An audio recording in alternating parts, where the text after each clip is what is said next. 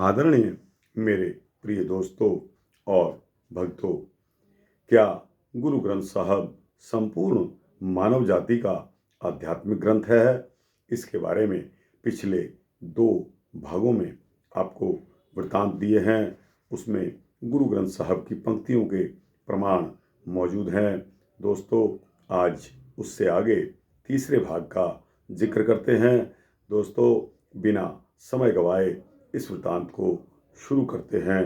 दोस्तों, कौरवों की भरी सभा में दुशासन द्वारा द्रौपदी यानी कि पांचाली का चीरहरण प्रसंग महाभारत का एक प्रमुख कथा है। दोस्तों, असहाय और बेबस द्रौपदी सहायता के लिए गुहार करती रही, लेकिन किसी में भी इतना साहस नहीं था कि वह सामने आकर दुशासन के कुकृत्य को रोके।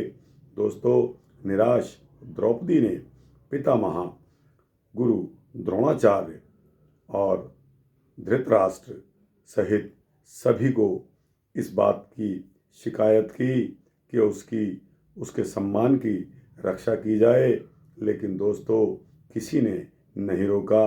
अंत में द्रौपदी ने श्री कृष्ण भगवान को सहायता के लिए पुकारा। प्रभु की ऐसी कृपा हुई कि द्रौपदी की साड़ी लंबी और लंबी होती चली गई। साड़ी खींचते खींचते दुशासन थक गया और उसकी सांसें फूल गई, लेकिन वह द्रौपदी को निर्वस्त्र नहीं कर सका। ईश्वर की कृपा से उसकी लाज बच गई। गुरु ग्रंथ साहब में इस प्रसंग का वर्णन निम्नलिखित शब्दों में हुआ है, जो परमात्मा को भक्तों की लाज के रक्षक के रूप में चित्रित करता है।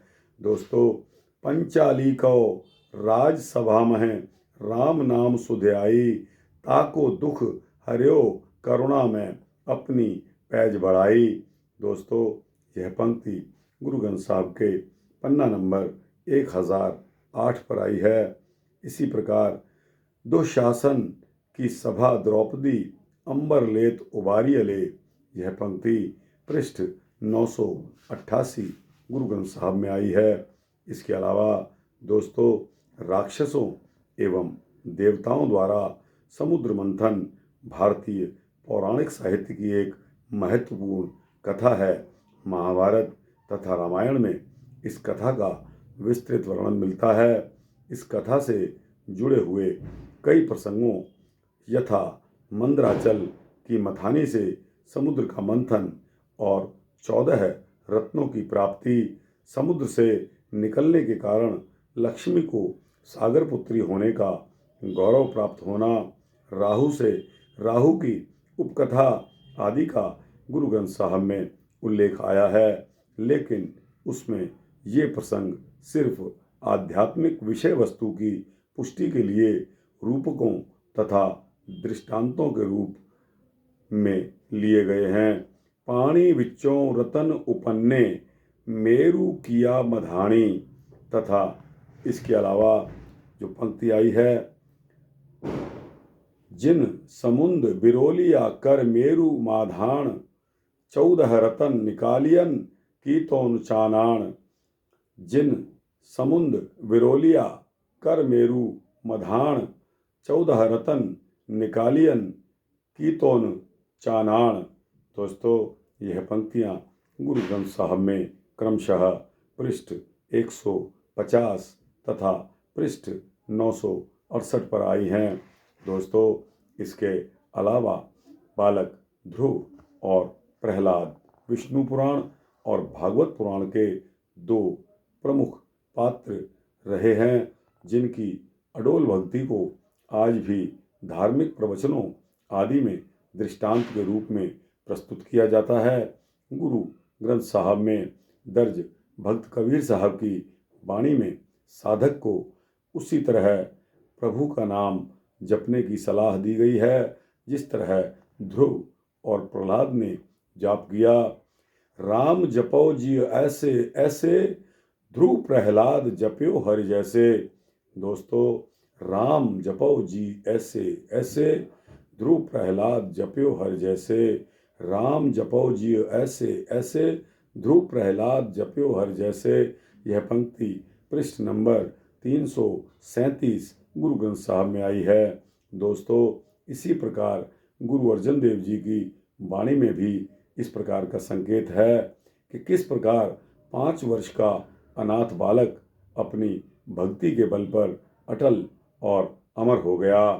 दोस्तों, यह पंक्ति आई है, 5 बरख को अनाथ ध्रुव बारिक, हर सिमरत अमर अटारे। 5 बरख को अनाथ ध्रुव बारिक, हर सिमरत अमर अटारे। यह पंक्ति पृष्ठ 999 गुरु ग्रंथ साहब में आई है। दोस्तों, हमारे गुरु ग्रंथ साहब की समानताएं हमारे पौराणिक हिंदू ग्रंथों के साथ साथ मिलती हैं। अतः कोई भी व्यक्ति विशेष अगर ये कहे कि सिख धर्म अलग धर्म है, मैं नहीं मानता इस बात को। दोस्तों, अपना अपना पूजा पद्धति का जो फैशन है, पूजा पद्धति अपने अपने तरीके से की जाती है।